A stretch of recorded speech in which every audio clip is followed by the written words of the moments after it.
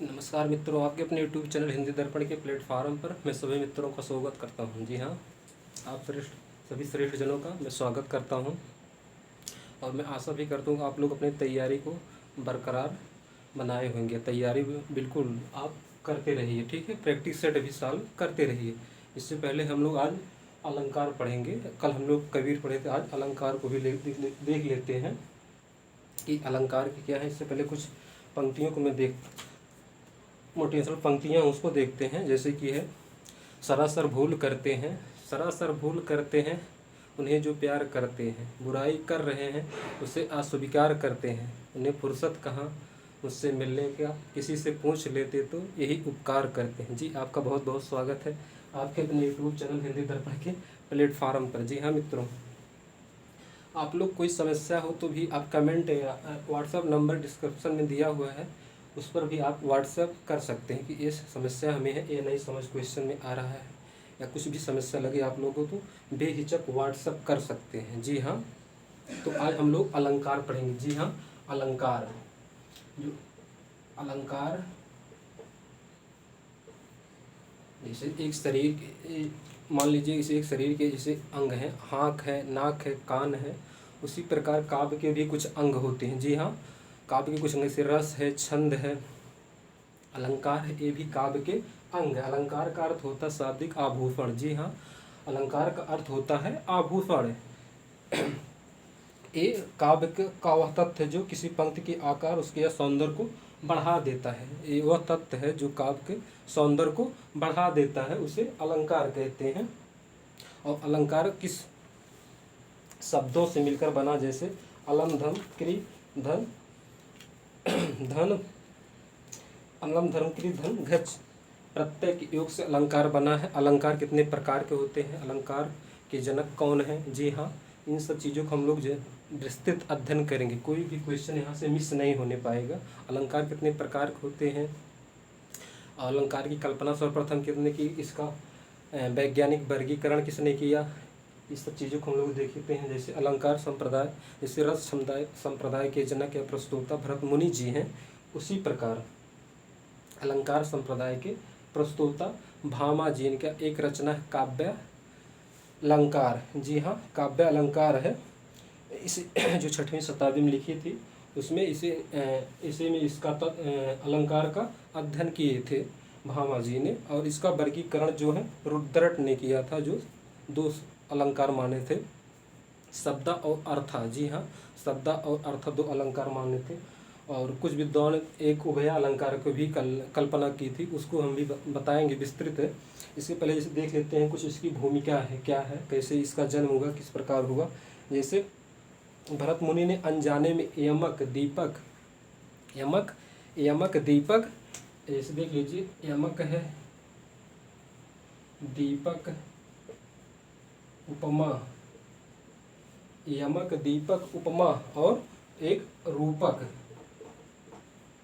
ये जो 4 अलंकार हैं, इसी कल्पना सर्वप्रथम भरत मुनि ने अनजाने में अपने जो उनका रचना है नाट्यशास्त्र, उसमें की थी। जी हाँ, उसमें भरत मुनि जी ने किया था कि यमक है, रूपक है, उपमा है, दीपक, 4 अलंकार की कल्पना अनजाने में भरत मुनि जी ने की थी। जी हाँ, और अलंकार संप्रदाय के जनक अगर पूछे तो भामा जी हैं। जी हाँ, आप पहले आप समझ लीजिए, इसके बाद हम नोट डाउन भी कराएंगे और लिखेंगे भी विस्तृत, उसको समझाएंगे भी। पहले आप लोग देख लीजिए, समझ लीजिए। भामा, इनका एक रचना है काव्य अलंकार, उसमें उन्होंने अलंकार संप्रदाय के जनक जो हैं भामा जी ने, उसमें कहा जाता है इन्होंने 38 प्रकार के अलंकारों का, जी हाँ, 38 प्रकार के अलंकारों का विवेचन किया था। लेकिन इसका वैज्ञानिक जो वर्गीकरण है वो एक रुद्रट जी थे। जैसे अलंकार संप्रदाय पूछ ले, भामा, दंडी, उद्भट, रुद्रट। भामा है, दंडी है, भामा, दंडी, रुद्रट और उद्भट, ये जो 4 विद्वान हैं आप लोग देख रहे हैं, ये अलंकारवादी। आप लोग पूछ भी सकता है, ये ऑप्शन दे सकता है कि कौन से इसमें अलंकारवादी हैं, कौन रसवादी हैं। तो भामा, दंडी, रुद्रट, उद्भट, ये अलंकारवादी जी हैं। हाँ, ये अलंकारवादी हैं मित्रों। और इसका जो हमने बता रहे थे कि वैज्ञानिक वर्गीकरण इसका सर्वप्रथम रुद्रट जी ने किया था शब्द अर्थ। अब जब शब्द अर्थ अलंकार हुआ तो फिर एक क्वेश्चन विवाद हुआ कि जब शब्द अर्थ जहाँ शब्दगत चमत्कार हो वहाँ शब्द अलंकार, और जहाँ अर्थगत चमत्कार हो वहाँ अर्थ अलंकार होगा। ठीक, लेकिन विद्वानों में मतभेद हुआ कि जहाँ दोनों चमत्कार हो वो कौन सा अलंकार होगा। होना भी चाहिए, क्वेश्चन उठना भी चाहिए कि जहाँ दोनों शब्द अर्थगत दोनों चमत्कार हो वो कौन सा अलंकार होगा। तो एक नए अलंकार की विवेचना हुई, वो हुआ उभय अलंकार। जी हाँ, जहाँ शब्दगत और अर्थगत दोनों चमत्कार मिले वहाँ उभय का अर्थ होता है दोनों। जी हाँ, शब्द अर्थ जहाँ दोनों मिले वहाँ उभय अलंकार होगा। तो इसकी कल्पना सर्वप्रथम राजा भोज, उनकी एक रचना है सरस्वती कंठाभरण। इसमें जी हाँ सरस्वती कंठाभरण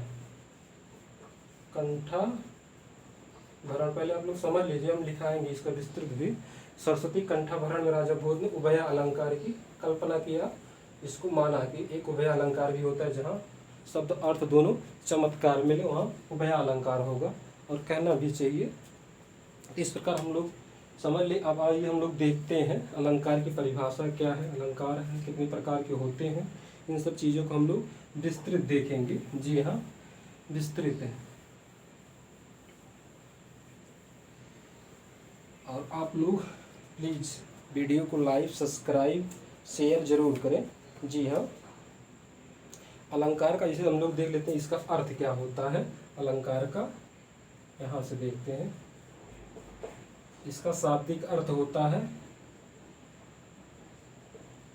जी हाँ शाब्दिक अर्थ है आभूषण। अरे वो आभूषण नहीं भाई, स्त्री वाला कुछ काव्य के भी आभूषण। हमने बताया कि काव्य के जैसे अंग होते हैं रस छंद अलंकार, तो उसी में एक उसका अंग है अलंकार। तो इसका शाब्दिक अर्थ होता है आभूषण, जो काव्य की शोभा बढ़ाते हैं।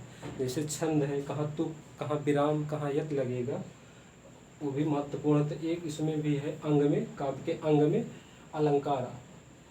तो इसका शाब्दिक अर्थ होता है आभूषण। जी हाँ, इसकी उत्पत्ति किन शब्दों से हुई है, इन चीज़ों को भी हम देख लेते हैं। इसकी उत्पत्ति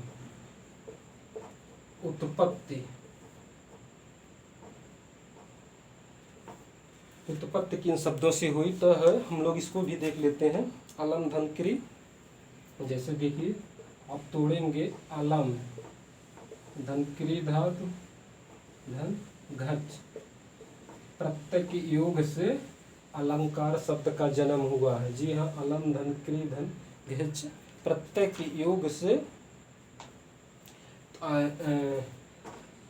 इसको घिया प्रत्यय के योग से अलंकार का जन्म हुआ है। जी हाँ, एकदम पुनः देख लीजिए। इसका शाब्दिक अर्थ होता है आभूषण, जो काव्य की शोभा बढ़ाने में प्रयोग होती हैं।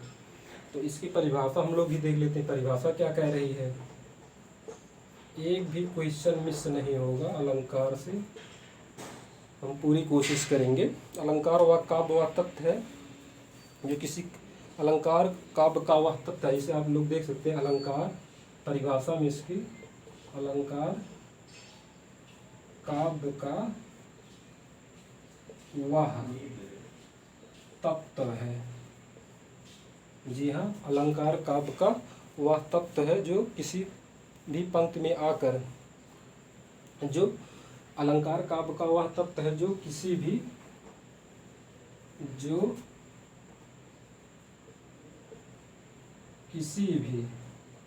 काव्य की पंक्ति में आकर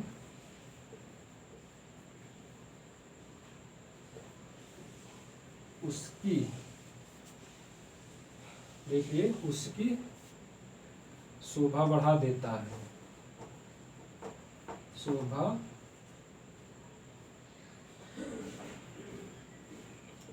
बढ़ा देता है।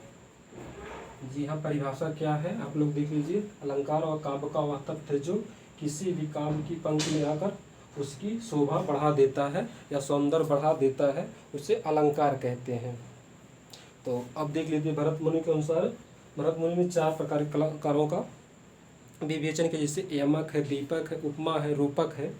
भरत मुनि ने जाने अनजाने में 4 प्रकार के अलंकारों का विवेचन किया था। तो हम लोग पहले देख लेते हैं कि अलंकार संप्रदाय के जनक कौन है। यहाँ देखिए, अलंकार दिख रहा है आप लोगों को, देखिए जैसे अलंकार संप्रदाय के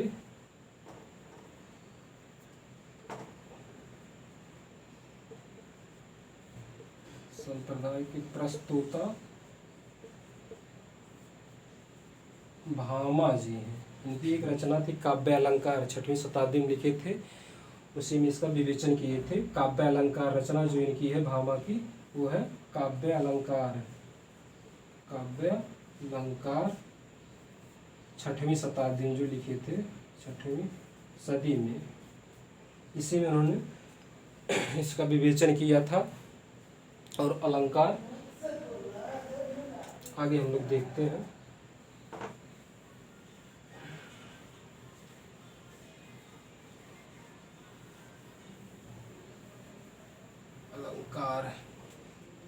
अलंकार 3 प्रकार के होते हैं। इसका पहले देख लेते हैं, इसका वैज्ञानिक वर्गीकरण रुद्रट जी ने किया। अलंकार का वैज्ञानिक वर्गीकरण, अलंकार का वैज्ञानिक वर्गीकरण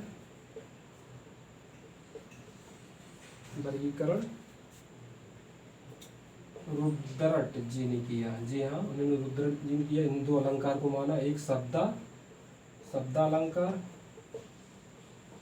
दूसरा है अर्थालंकार। जी हाँ, उन्होंने शब्द और अर्थ 2 अलंकार को माना और इसका वैज्ञानिक वर्गीकरण भी किया। लेकिन एक क्वेश्चन फिर उठा कि जहाँ शब्दगत चमत्कार हो वहाँ शब्द अलंकार होगा, जहाँ अर्थगत चमत्कार हो वहाँ अर्थालंकार होगा। लेकिन जहाँ दोनों चमत्कार हो, शब्द और अर्थ दोनों चमत्कार, दोनों शब्द मिली पंक्तियों में, वो कौन सा अलंकार होगा? वो उभय अलंकार होगा। इसकी कल्पना किसने की? तो एक कभी राजा हुए, विद्वान भी कह सकते हैं आप लोग, कि राजा भोज, जो राजा भी थे, विद्वान भी थे, राजा भोज, इन्होंने अपनी रचना सरस्वती कंठाभरण में किया। जी हाँ, सरस्वती कंठाभरण में तीसरे अलंकार की कल्पना की। आगे देखिए, राजा भोज ने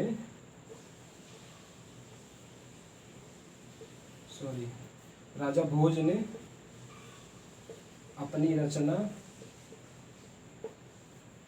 सरस्वती कंठाभरण, इनकी रचना थी, नाम था सरस्वती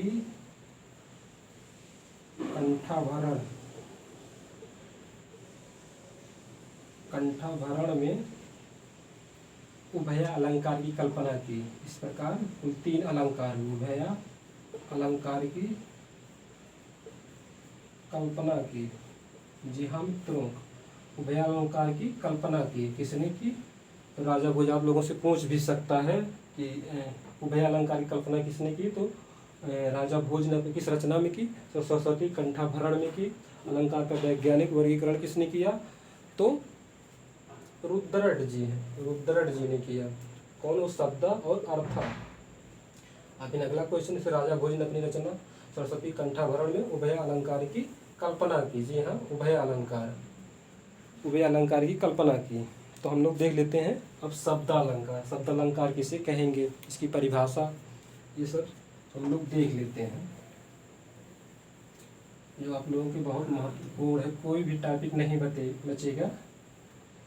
जी हाँ, आप फिर सिर्फ लगे रहिए, ठीक है, लगे रहिए, मेहनत करके। कोई समस्या तो बेहिचक फ़ोन आप कर सकते हैं। तो हम लोग देख लेते हैं शब्दालंकार, समझ लीजिए। इसके बाद आप लोग नोट डाउन भी कर लीजिए, जो बहुत महत्वपूर्ण भी है। शब्दालंकार, जैसे जहाँ शब्दगत चमत्कार हो वहाँ शब्दालंकार होगा। इसकी परिभाषा भी है। परिभाषा जैसे है, जहाँ शब्दगत चमत्कार हो, बहुत ईजी परिभाषा, जहाँ शब्दगत चमत्कार हो वहाँ कौन सा अलंकार होगा? वहाँ पर शब्दालंकार होगा। जी हाँ, वहाँ पर शब्दालंकार, शब्द अलंकार होगा। इसकी एक परिभाषा और है। जी हाँ, अथवा करके आप लिख भी सकते हैं। अगली परिभाषा जो है, पहले आप लोग देख लीजिए, जहाँ शब्दगत चमत्कार हो वहाँ शब्दालंकार होगा। और अगली इसकी एक और परिभाषा, अर्थात शब्द बदलने पर अर्थ का अनर्थ हो जाता है। अर्थात शब्द बदलेंगे आप तो इसका अर्थ का अनर्थ हो जाएगा। यहाँ शब्द आप नहीं बदल सकते। अर्थात शब्द बदलने पर, शब्द बहुत इजी परिभाषा है, बदलने पर अर्थ का अनर्थ हो जाता है। आप लोग नोट भी करते चलिए, जो बहुत बेनिफिट देगा आगे कोई भी परीक्षा हो। अलंकार तो पूछना ही पूछना, रस पूछता है, छंद पूछता है, तो ये आप लोग इसको नोट भी करते रहिए, बेनिफिट आपको बहुत देगा। जहाँ शब्दगत चमत्कार हो वहाँ शब्दालंकार होगा, अर्थात जहाँ शब्द बदलने पर अर्थ का अनर्थ हो जाता है वहाँ अर्थालंकार होगा। जी हाँ, वहाँ अर्थालंकार होगा। अब आज हम लोग देख लेते हैं कि उदाहरण इसका क्या है, शब्दालंकार का उदाहरण है।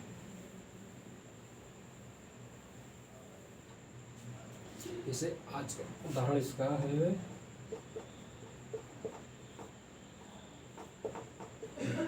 आजकल एक गाना बहुत प्रचलित में भी था अपने समय में, किसे अगर तुम मिल जाओ जमाना छोड़ देंगे हम। जी हाँ, अरे वो जमाना नहीं, ये जमाने की हम बात कर रहे हैं। आप बाकी आप लोग समझदार भी हैं समझ रहे हैं कि अगर तुम मिल जाओ जमाना छोड़ देंगे हम। उदाहरण जैसे है, अगर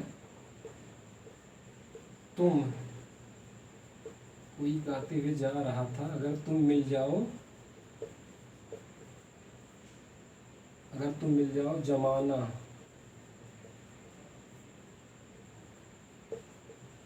छोड़ देंगे हम। जी हाँ, इसको देखते हैं हम लोग, समझते हैं कि अगर तुम मिल जाओ तो जमाना छोड़ देंगे हम। देखिए, अगर हम कोई भी शब्द से परिवर्तन किए, यहाँ अगर हम जमाने के दर पे दुनिया कर दिए, अगर तुम मिल जाओ दुनिया छोड़ देंगे अर्थात मर जाएंगे, स्वर्ग से आ जाएंगे, तो इसका अर्थ का अनर्थ हो जा रहा है ना। तो इसलिए यहाँ कोई भी आप शब्द बदलेंगे तुरंत अर्थ का अनर्थ हो जाएगा, यही शब्दालंकार है। जी हाँ, अगर तुम मिल जाओ तो जमाना छोड़ देंगे हम। कोई गाते हुए जा रहा था, बाकी आप समझदार भी हैं, तो इस शब्दालंकार का परिभाषा हो गया। एक और अगले एक परिभाषा और भी है, जिसे चंचल नारी नयन के प्रेम छुपाए न पीठ घुमाए, ये गंग कवि की है। आगे हम लोग देख लेते हैं अर्थालंकार। इसके बाद हम लोग शब्दालंकार के भेद पढ़ेंगे, शब्दालंकार में कौन कौन से अलंकार आते हैं उसको भी हम लोग पढ़ेंगे।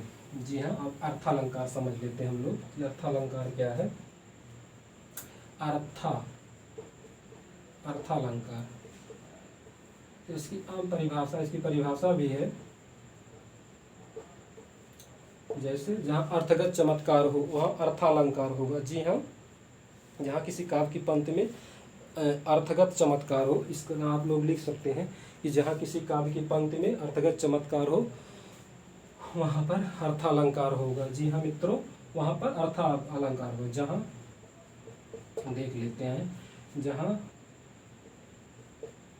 किसी काव्य की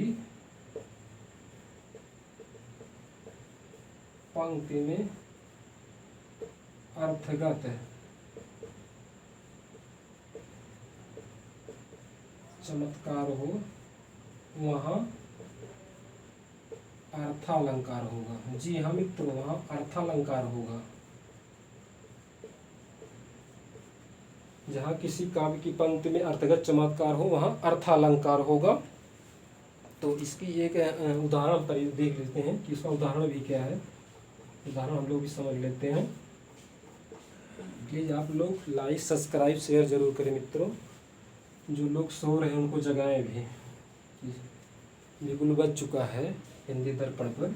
तो इसको हम लोग देखते हैं। जैसे है कि एक गाना भी प्रचलित हुआ था, धीरे धीरे प्यार को बढ़ाना है। जी हाँ, धीरे धीरे प्यार को बढ़ाना है। तो हम लोग देखते हैं जैसे धीरे धीरे प्यार को धीरे धीरे प्यार को बढ़ाना है। आगे आप लोग समझदार हैं, धीरे धीरे प्यार को बढ़ाना है। तो अब इसको हम देखते हैं कि हमने बताया जैसे परिभाषा कह रही है, यहाँ आप कोई भी शब्द बदलेंगे लेकिन अर्थ में परिवर्तन नहीं होगा। जी हाँ, नहीं होगा। जैसे हम लोग देखते हैं कि देख लीजिए, धीरे धीरे प्यार को बढ़ाना है, तो हम देखिए परिवर्तन कर रहे हैं, होले होले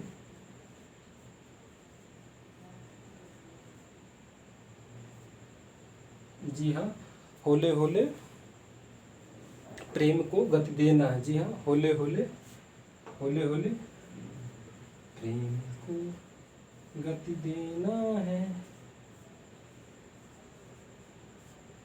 देखिए जो उदाहरण ऊपर का है उसका भी अर्थ एक है, और जो नीचे का उदाहरण उसका भी अर्थ एक है। हमने बदल दिया, धीरे धीरे मतलब धीरे धीरे, होले का अर्थ भी होता है धीरे धीरे।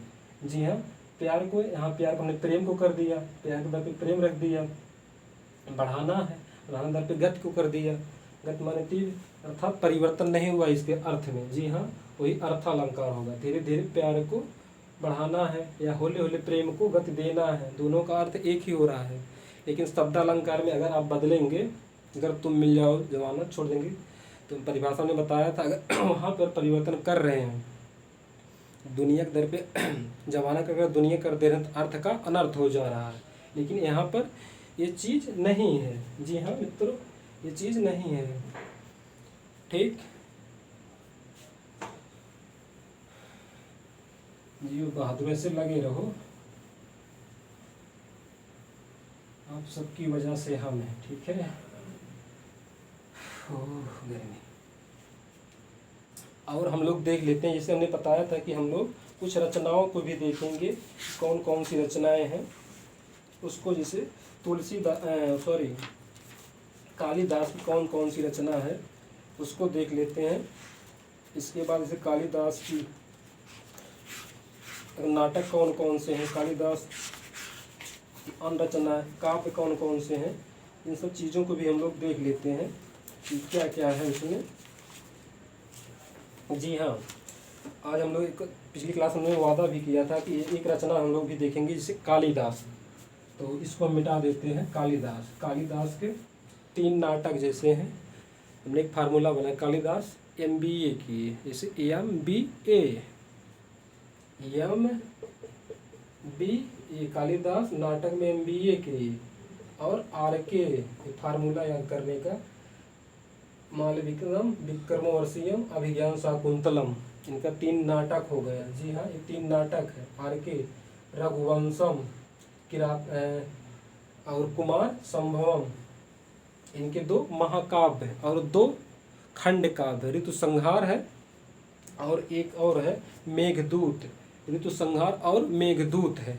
यहाँ से भी संस्कृत साहित्य से भी आप लोगों से क्वेश्चन पूछ सकता है, तो इसको भी हम लोग देख लेते हैं। जैसे कालिदास के बारे में एक पंक्ति भी हमें ध्यान आ रही है, क्या है उसका, जैसे उपमा कालिदासस्य भारवे अर्थ गौरवम दंडी पादलालित्यम माघे संत त्रिये गुणा। जी हाँ, उपमा कालिदासस्य भारवे अर्थ गौरवम दंडी पादलालित्यम माघे संत त्रिये गुणा। तो हम लोग कालिदास के बारे में देख रहे थे।